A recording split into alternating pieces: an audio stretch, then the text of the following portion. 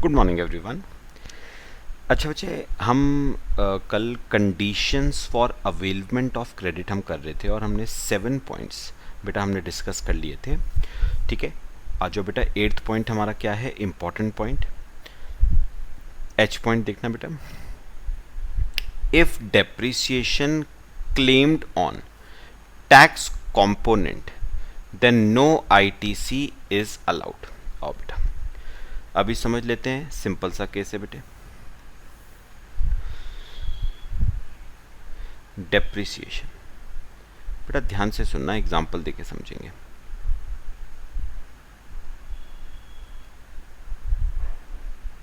Depreciation देखो बेटा, example से बेटा एक मैन्युफैक्चरर है,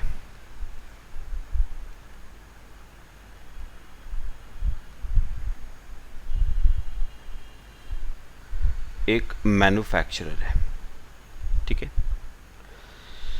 बेटा, मैन्युफैक्चरर ने क्या करा, परचेज करे, मैन्युफैक्चरर ने परचेज करे, क्या परचेज करें बेटा, कुछ कैपिटल गुड्स। मैन्युफैक्चरर ने परचेज करे हैं कुछ कैपिटल गुड्स, सिंपल वर्ड्स में बोला जाए तो कुछ असेट्स परचेज करें बेटे। तो मैन्युफैक्चरर ने कुछ कैपिटल गुड्स क्या करे हैं, परचेज। ठीक है बेटा, पॉइंट क्लियर हुआ। अच्छा, जिससे परचेज करे उसने मैन्युफैक्चरर को टैक्स इनवॉइस दिया, उसने मैन्युफैक्चरर को टैक्स इनवॉइस दिया। टैक्स इनवॉइस में लिखा वैल्यू, वैल्यू थी कैपिटल गुड्स की 1 लाख। इसमें बेटा, इसमें वैल्यू में ऐड किया जीएसटी। ठीक है, मैं एक साथ ही लिख रहा हूं बेटा 18% का।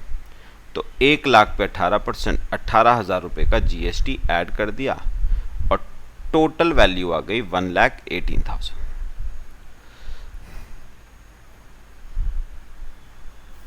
ठीक है, अब मेरी बात ध्यान से समझनी है बेटा। बेटा आपको मैंने आपको कैपिटल गुड्स का बेटा उस दिन मतलब बताया था। मैंने कहा था कैपिटल गुड्स कुछ नहीं बेटा, आपके बिजनेस के क्या होते हैं, असेट्स होते हैं। तो कैपिटल गुड्स आपके बिजनेस के क्या हैं, असेट्स हैं बेटा। असेट्स हैं तो बैलेंस शीट में कहाँ जाएंगे बेटे, असेट साइड पे जाएंगे। बनाओ एक बैलेंस शीट बनाओ जरा।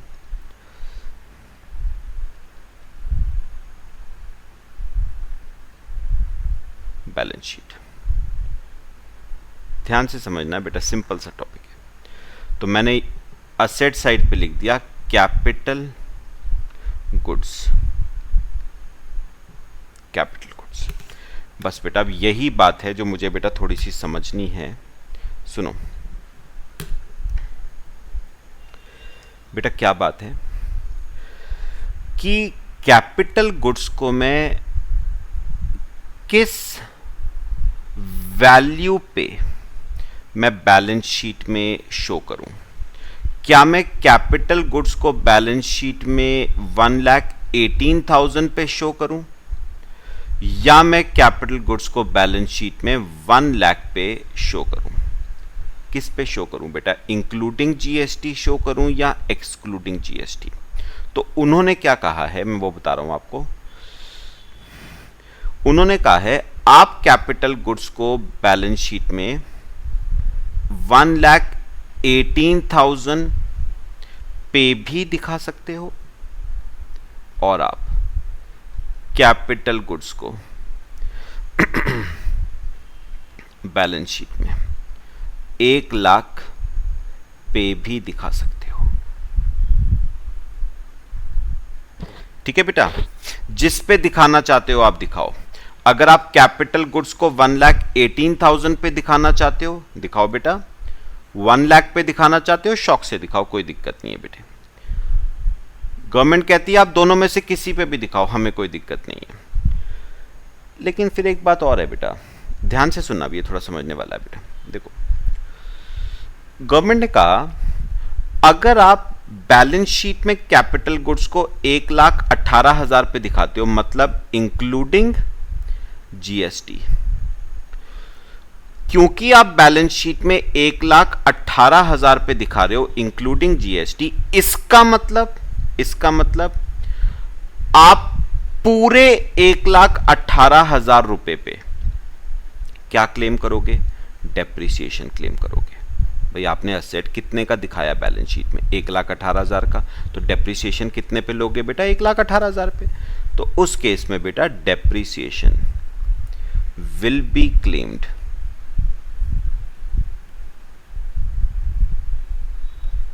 ऑन रुपीज, बेटा सुनो, मैं 1,18,000 में से 1,00,000 की बात नहीं करता बेटा। 1,00,000 पे तो डेप्रिसिएशन आना ही है। मैं बात कर रहा हूं बेटा depreciation will be claimed on rupees 18,000। Depreciation will be claimed on rupees 18,000। ध्यान से समझना, बहुत सिंपल कंसेप्ट है बेटा। Depreciation will be claimed on rupees 18,000। Depreciation will be claimed on rupees 18,000। ठीक है बेटा, लिखो, पहले से लिख लो।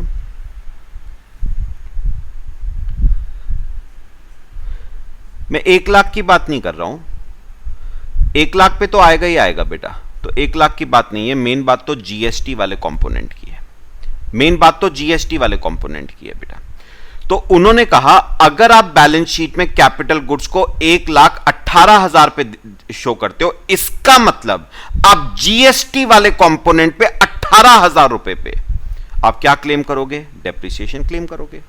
भाई आपने 1,18,000 पे दिखाया ना, तो आप डेप्रिसिएशन 1,18,000 पे क्लेम करोगे, विच इंक्लूड्स 18,000 जीएसटी। मतलब 18,000 के जीएसटी पे भी आप क्या क्लेम करोगे? डेप्रिसिएशन। फिर बेटा गवर्नमेंट ने एक बात कही कि हम ना आपको एक चीज का बेनिफिट 2 बार नहीं दे सकते हम आपको। मैंने कहा सर इसका क्या मतलब हुआ? बेटा इसका मतलब यह हुआ कि क्योंकि आप जीएसटी वाले कंपोनेंट पे क्या क्लेम कर रहे हो बेटा? डेप्रिसिएशन क्लेम कर रहे हो, तो आपको बेटा आईटीसी नहीं मिलेगा। No ITC available. भाई एक ही चीज का बेनिफिट 2 बार कैसे मिल जाएगा? पहले तो आप 18,000 रुपए का बेनिफिट ले रहे हो इन द फॉर्म ऑफ डेप्रिसिएशन, फिर आप कहो मुझे 18,000 का बेनिफिट चाहिए इन the form of input tax credit. तो बेटा 2 बेनिफिट एक ही चीज के नहीं मिलते हैं। तो गवर्नमेंट ने एक बात सिंपल कही है, या तो तुम जीएसटी वाले कंपोनेंट पे क्या क्लेम कर लो? डेप, फिर आईटीसी भूल जाओ, या तुम जीएसटी वाले कंपोनेंट पे डेप क्लेम नहीं करो तो आईटीसी ले लो हमसे। बात समझ आई बेटा? एक चीज का एक फायदा मिलेगा, 2 फायदे नहीं मिलेंगे। अब सुनो, अब दूसरा केस अगर आप देखो बेटा, ये वाला, इसमें बताओ बेटा मैंने कैपिटल गुड्स को बैलेंस शीट में कितने पे शो करा? 1,00,000 पे, मतलब एक्सक्लूडिंग जीएसटी। मतलब मेरा इंटेंशन 1,00,000 रुपए पे डेप्रिसिएशन क्लेम करने का है। जीएसटी जो 18,000 का है उस पे मेरा कोई इंटेंशन नहीं है डेप्रिसिएशन क्लेम करने का। मतलब 18,000 रुपए के जीएसटी पे मैं डेप्रिसिएशन क्लेम नहीं कर रहा हूं। तो लिखना नो डेप्रिसिएशन ऑन रुपीज 18,000। मैं जीएसटी पे डेप्रिसिएशन क्लेम नहीं कर रहा हूं, मैं सिर्फ 1,00,000 पे क्लेम कर रहा हूं। तो बेटा गवर्नमेंट ने कहा ठीक है, तुम जीएसटी पे डेप्रिसिएशन क्लेम नहीं कर रहे हो ना, तो हम तुम्हें इनपुट टैक्स क्रेडिट दे देंगे उसका, आईटीसी अवेलेबल। सब बताओ बेटा, बात समझ आई? तो बेटा देखो, हर चीज का एक फायदा मिलेगा बेटा। अब या तो आप जीएसटी का फायदा ले लो in the form of depreciation, मतलब आप जीएसटी वाले कंपोनेंट पे भी क्या क्लेम कर लो? डेप्रिसिएशन क्लेम कर लो, जैसे पहले केस में था बेटा। या फिर आप जीएसटी वाले कंपोनेंट पे डेप्रिसिएशन क्लेम करने के बजाय जीएसटी वाले कंपोनेंट का क्या ले लो? क्रेडिट ले लो हमसे। तो मुझे एक बात बताओ, ये जो जीएसटी था बेटा, मेन डिस्कशन तो इसी का है ना, जीएसटी का। ये जो जीएसटी था इसका बेटा एक ही फायदा मिलेगा आपको, या तो बताओ इस जीएसटी वाले कंपोनेंट पे क्या क्लेम कर लो? डेप्रिसिएशन। या तो जीएसटी वाले कंपोनेंट पे क्या क्लेम कर लो? डेप्रिसिएशन, या फिर या तो जीएसटी वाले कंपोनेंट पे क्या क्लेम कर लो, डेप्रिसिएशन, ठीक है, या फिर आप इसका क्या ले लो बेटा, क्रेडिट ले लो। अब कौन सा करना है वो तुम्हारी मर्जी है, जो करना चाहते हो कर लो। या तो जीएसटी वाले कंपोनेंट पे डेप्रिसिएशन क्लेम कर लो या जीएसटी का क्रेडिट ले लो, दोनों में से जो चुनना है चुन लो। बात समझ आई बेटा सबको? कॉपी करो इसे। फिर एक लास्ट पॉइंट बेटा करेंगे, मेरे ख्याल से क्लियर हुआ। तो बेटा गवर्नमेंट का कहना सिंपल है, या तो आप जीएसटी वाले कंपोनेंट पे डेप्रिसिएशन क्लेम कर लो, फिर जीएसटी का क्रेडिट नहीं मिलेगा, या जीएसटी वाले कंपोनेंट पे डेप्रिसिएशन क्लेम ना करो और फुल क्रेडिट ले लो बेटा। ठीक है, कॉपी कर लो बच्चे।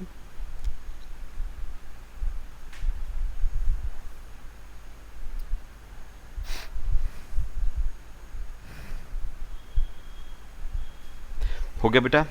चलें लास्ट पॉइंट। देखो लास्ट पॉइंट है बेटा हमारा,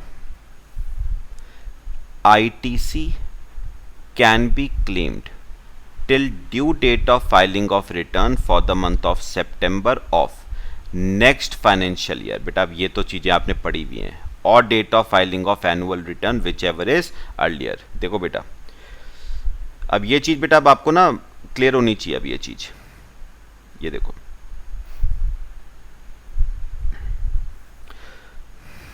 लास्ट पॉइंट बेटा, आई पॉइंट, इसमें लिखना maximum time limit, maximum time limit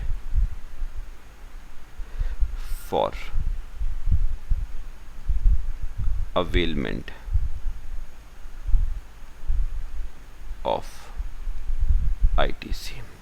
maximum time limit for availment of ITC. ध्यान से सुनिए बेटा, आपको पता है बेटा जैसे एग्जाम्पल के तौर पे रेलेवेंट फाइनेंशियल ईयर से 18-19 है। For example relevant financial year बेटा आपका 18-19 है। आपको पता है 18-19 का क्रेडिट बेटा, फाइनेंशियल ईयर 18-19 का क्रेडिट आपको पता है मैक्सिमम कब तक लिया जा सकता है बेटा? मैं कह रहा हूं 18-19 का रिस्पेक्टिव क्रेडिट, मतलब 18-19 में जो कैपिटल गुड्स आपने खरीदे हैं, 18-19 में जो इनपुट्स आपने खरीदे हैं, 18-19 में जो इनपुट सर्विसेज आपने ली हैं, उनका क्रेडिट मैक्सिमम बेटा कब तक अवेल कर सकते हो? ड्यू डेट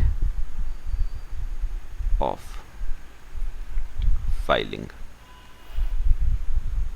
बेटा अब ये अपने आप बताना मेरे को, due date of filing of return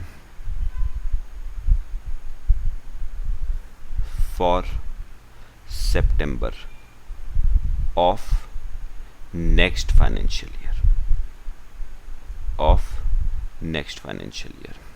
ठीक है, और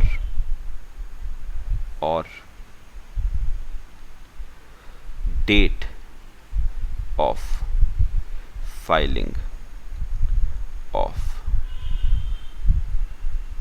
एनुअल रिटर्न,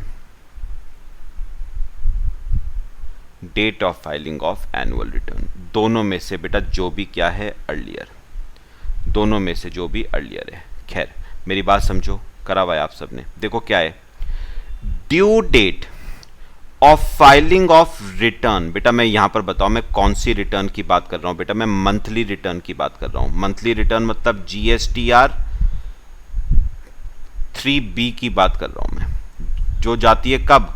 अगले महीने की 20 तारीख तक, for September of next financial year. बेटा हमारे लिए रेलेवेंट फाइनेंशियल ईयर कौन सा है? 18-19। तो नेक्स्ट फाइनेंशियल ईयर बेटा कौन सा हुआ? 19-20। मतलब बताओ सितंबर 2019 की, सितंबर 2019 की GSTR 3B की ड्यू डेट क्या है बेटा? 20 अक्टूबर 19, 20 अक्टूबर 19। ठीक है, फिर क्या है? और date of filing of annual return. बेटा एनुअल रिटर्न जाएगी GSTR बताओ 9 में। एक बार बताओगे बेटा, उसने डेट ऑफ फाइलिंग कहा है, ड्यू डेट ऑफ फाइलिंग नहीं कहा। तो मेरे को बताओ, वैसे एनुअल रिटर्न कब तक जाती है बेटा? 18-19 की एनुअल रिटर्न जाएगी अगले साल के 31 दिसंबर तक, मतलब 31 दिसंबर 2019 ड्यू डेट है। हमें ड्यू डेट नहीं बेटा, डेट ऑफ फाइलिंग चाहिए। और सपोज आपने ये फाइल करी 15 सितंबर 19 को, दोनों में से बेटा विच एवर इज अर्लियर।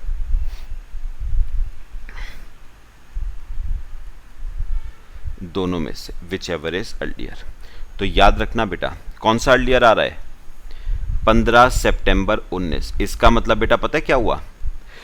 18-19 में जो कैपिटल गुड्स आपने खरीदे थे, 18-19 में जो इनपुट्स आपने खरीदे थे, 18-19 में जो इनपुट सर्विसेज आपने खरीदी थी, उसका क्रेडिट आप मैक्सिमम 15 सितंबर 19 तक ले पाओगे, उसके बाद नहीं।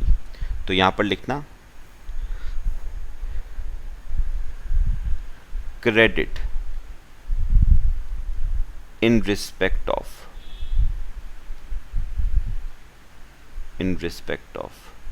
purchases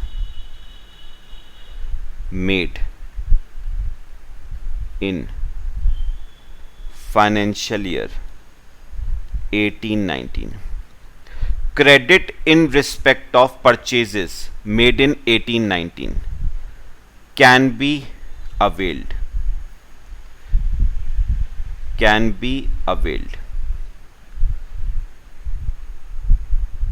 maximum till 15th September 19। Maximum बेटा, तो 18-19 में जो भी आपने परचेजेस करी हैं उसका क्रेडिट बेटा आप मैक्सिमम 15 सितंबर 19 तक ले पाओगे, उसके बाद नहीं। लो बेटा, ये आपकी हो गई conditions for availment of credit. बेटा इंपॉर्टेंट केस, इनफैक्ट मैंने दोनों पॉइंट जो आज कराए हैं बेटा, दोनों इंपॉर्टेंट है। MCQ बन जाता है बेटा इन पे, 2 मार्क्स का सेपरेट क्वेश्चन भी आ सकता है। क्लियर हुआ बेटा सबको? कॉपी कर लो। तो जो परचेजेस आपने 18-19 में करी हैं, अब चाहे वो आपने करी हो कैपिटल गुड्स की, चाहे आपने करी हो इनपुट्स की, चाहे आपने करी हो इनपुट सर्विसेज की, क्रेडिट आप मैक्सिमम बेटा कब तक ले पाओगे? 15 सितंबर 19 तक, उसके बाद नहीं बेटे।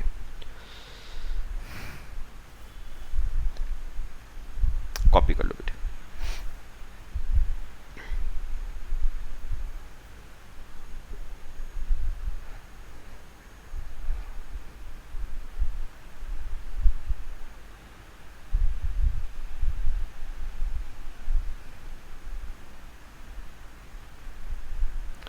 बेटा क्लियर हुआ सबको? चलो, तो बेटा इस लेक्चर में यहीं तक कवर करते हैं। Conditions for availment of credit हमारी बेटा खत्म हो गई है। कल से अगले लेक्चर में बेटा मैं एक न्यू टॉपिक आपको शुरू कराऊंगा, apportionment of credit and blocked credits, section 17। Very very very important case. ठीक है बेटा, ये हम नेक्स्ट क्लास में करेंगे। क्लियर हुआ बेटा सबको? चलो बच्चे, बाकी इसमें नेक्स्ट क्लास में डिस्कस करते हैं। Till then thank you.